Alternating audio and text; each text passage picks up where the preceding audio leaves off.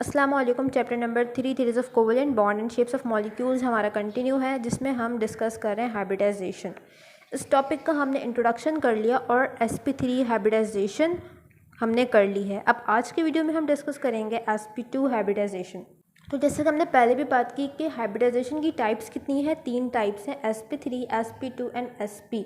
और ये टाइप्स हमें ये बताती हैं कि हाइब्रिडाइजेशन में कौन से एटॉमिक ऑर्बिटल्स और कितने एटॉमिक ऑर्बिटल्स पार्ट ले रहे हैं। ठीक है, जैसे कि sp3 में हमें क्या पता चल रहा है कि इसमें एक s और 3 p ऑर्बिटल इन्वॉल्व हैं। sp2 में एक s और 2 p इन्वॉल्व हैं। sp में एक s और एक p ऑर्बिटल इन्वॉल्व है।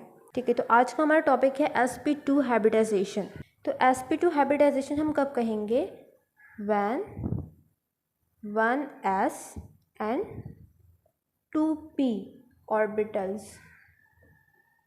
मिक्स। जब एक s और 2p ऑर्बिटल मिक्स होंगे to produce 3sp2 hybrid orbital. जब एक s और 2p ऑर्बिटल्स मिक्स हों और क्या बन जाएं? 3sp2 hybrid orbitals. तो उस तरह की हाइब्रिडाइजेशन को हम क्या कहते हैं? sp2 hybridisation. इसकी अगर हम डायग्राम बनाएं तो एक s ऑर्बिटल आ गया और 2p ऑर्बिटल्स px और py, ये तीनों ऑर्बिटल्स कंबाइन होंगे। यहाँ पर क्या होगी? हाइब्रिडाइजेशन। और रिजल्ट में हमें क्या मिलेगा? 3sp2 hybrid orbitals, 1 2 3। ठीक है, 1 2 3 हमें क्या मिल गए? 3sp2। क्योंकि यहाँ पे हाइब्रिडाइजेशन कौन सी हुई? sp2, इसीलिए इन ऑर्बिटल्स का नाम क्या होगा? sp2 hybrid orbitals.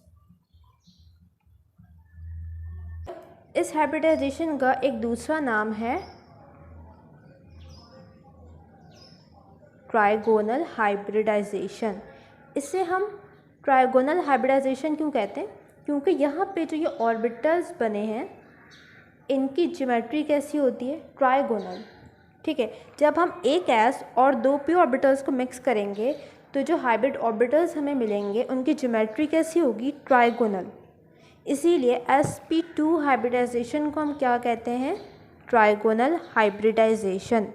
sp2 hybridisation में हमने 2 एग्जाम्पल्स डिस्कस करनी है, BF3 boron trifluoride and ethene C2H4।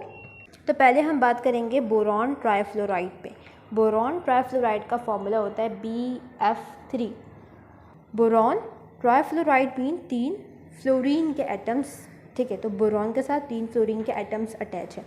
Structure बनाएंगे, स्ट्रक्चर कैसे बनाएंगे? सेंट्रल एटम बोरॉन है, इसके साथ 3 फ्लोरीन के एटम्स अटैच हैं। ठीक है, अब यहाँ पे हम क्या करते हैं? कॉन्फ़िगरेशन लिखते हैं।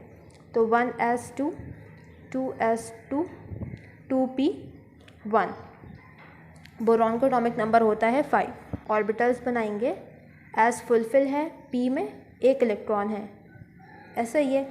अब देखो, बोरॉन ने यहाँ पे 3 एटम के साथ बॉन्डिंग की हुई है, बट यहाँ पे एक ही हाफ फिल ऑर्बिटल है। तो अब यहाँ पे बोरॉन क्या करेगा? अपना 1 इलेक्ट्रॉन s ऑर्बिटल से कहाँ भेज देगा? इन py। ठीक है, तो यहाँ पर हम एक्साइटेड स्टेट बनाएंगे। 1 इलेक्ट्रॉन कहाँ आ गया? py में।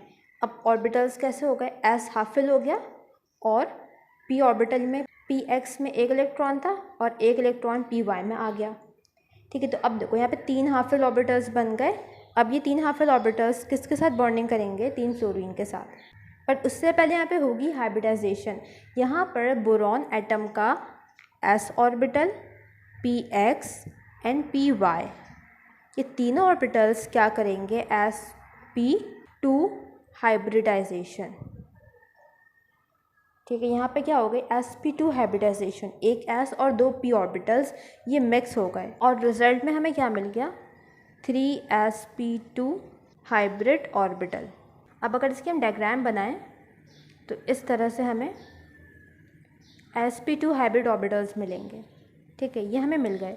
अब यहाँ पे ये बोरॉन के हाइब्रिड ऑर्बिटल्स बॉन्ड बनाएंगे किसके साथ? फ्लोरीन एटम के साथ। ठीक है, फ्लोरीन का यहाँ पे p ऑर्बिटल इन्वॉल्व होगा। ठीक है, ये फ्लोरीन का p ऑर्बिटल आ गया, ये सेकंड फ्लोरीन का p ऑर्बिटल आ गया और ये थर्ड फ्लोरीन का p ऑर्बिटल आ गया। तो इस तरह से बॉन्डिंग होगी और यहाँ पे बॉन्ड पेयर्स आ गए। तो इस तरह से ये डायग्राम बनेगी बोरॉन ट्राइफ्लोराइड की। यहाँ पे लिखो ये क्या है, sp2 हाइब्रिड ऑर्बिटल, ये भी sp2 हाइब्रिड ऑर्बिटल, ये भी sp2 हाइब्रिड ऑर्बिटल और ये p ऑर्बिटल है, ये p ऑर्बिटल है और ये भी p ऑर्बिटल है फ्लोरीन का। अभी हमने डायग्राम बना लिया। अब लास्ट में हम क्या लिखते हैं, ज्योमेट्री। तो इसकी ज्योमेट्री होती है ट्राइगोनल प्लेनर, ठीक है। और बॉन्ड एंगल यहाँ पे क्या बनता है, 120 डिग्री। और लास्ट में बॉन्ड्स कितने हो गए यहाँ पे, 1 2 3 सिग्मा बॉन्ड्स। नाउ दूसरे एग्जाम्पल, sp2 हाइब्रिडाइजेशन में है इथीन मॉलिक्यूल। इसका फॉर्मूला होता है C2H4 और अगर इसका हम स्ट्रक्चर ड्रॉ करें तो इसमें 2 कार्बन मौजूद है जिनके दरमियान डबल बॉन्ड है और यहाँ पर 4 हाइड्रोजन अटैच हैं। यहाँ पर एक कार्बन ने टोटल 4 बॉन्ड्स बनाए हैं, एक कार्बन ने यहाँ पर टोटल 4 बॉन्ड्स बनाए हैं, 2 हाइड्रोजन के साथ और 2 इस दूसरे कार्बन के साथ। अब यहाँ पे 2 सेंट्रल एटम है, ये कार्बन भी सेंट्रल एटम है और ये कार्बन भी सेंट्रल एटम है। तो इस तरह के जो मॉलिक्यूल्स होते हैं जिसमें 2 सेंट्रल एटम्स होते हैं उसमें दोनों एटम्स हाइब्रिडाइजेशन करते हैं। उसमें जैसे हाइब्रिडाइजेशन ये वाला कार्बन करेगा वैसे ही सेम बिल्कुल इस कार्बन के साथ भी होगा, ठीक है। बट हम एक कार्बन के रिस्पेक्ट से बात करेंगे, बट वो सेम काम किसके साथ होगा, दूसरे कार्बन के साथ भी हो रहा होगा। अब हम यहाँ पे लिखेंगे कॉन्फ़िगरेशन 1s2 2s2 2p2। अब हम बनाएंगे ऑर्बिटल्स। s में 2 इलेक्ट्रॉन्स आ गए, p में कितने इलेक्ट्रॉन हैं, 2, एक आ गया px में, दूसरा आ गया py में। अब यहाँ पर देखो एक कार्बन ने टोटल 4 बॉन्ड्स बनाए हुए हैं, बट यहाँ पे कितने हाफ फिल ऑर्बिटल्स हैं, 2। तो अब हम क्या बनाएंगे, एक्साइटेड स्टेट, ठीक है, जिसमें एक इलेक्ट्रॉन s ऑर्बिटल से कहाँ मूव कर जाएगा, इन pz। तो s में फिर एक इलेक्ट्रॉन रह गया, px में एक इलेक्ट्रॉन, py में एक इलेक्ट्रॉन और pz में एक इलेक्ट्रॉन। ये कौन सी स्टेट बन गई, एक्साइटेड स्टेट। इससे पहले की जो स्टेट होती है इसे हम कहते हैं ग्राउंड स्टेट। अब यहाँ पे कार्बन का s ऑर्बिटल, px और py ये तीनों क्या करेंगे, sp2 हाइब्रिडाइजेशन। ये तीनों ऑर्बिटल्स क्या करेंगे, s px and py sp2 hybridization, जिसके रिजल्ट में हमें मिलेगा 3sp2 हाइब्रिड ऑर्बिटल। अब अगर इसकी हम डायग्राम बनाएं तो एक s orbital, px and py इन्होंने हाइब्रिडाइजेशन की और हमें क्या मिल गया, 3 sp2 हाइब्रिड ऑर्बिटल्स।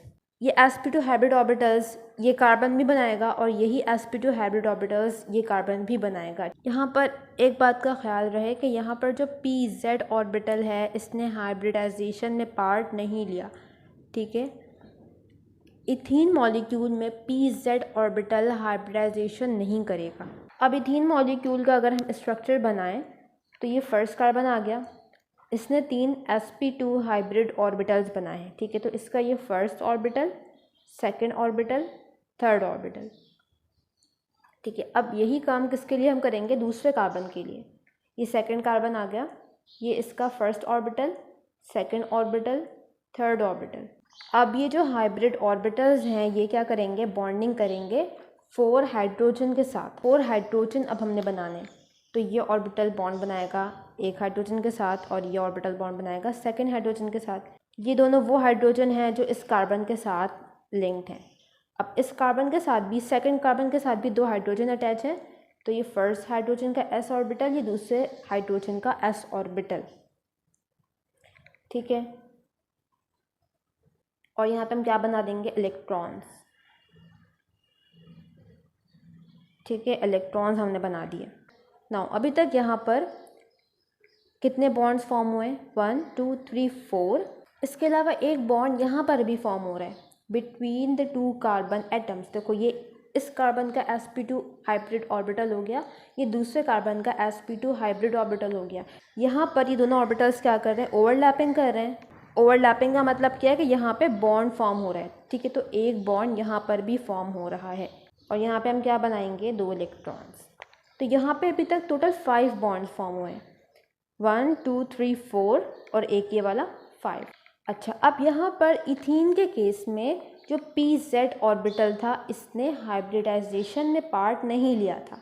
ये pz ऑर्बिटल इस कार्बन के पास भी मौजूद है अभी, और इस सेकंड कार्बन के पास भी मौजूद है। ये ऑर्बिटल्स हम कैसे बनाएंगे, स्ट्रेट बनाएंगे, ठीक है। 90 डिग्री पे ये ऑर्बिटल्स बनेंगे इस तरह से,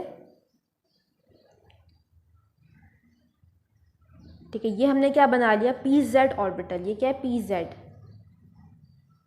ये फर्स्ट कार्बन का हमने बनाया। अब सेकंड कार्बन का बनाएंगे, उसी तरह से स्ट्रेट बनाएंगे। ये क्या हो गया, pz।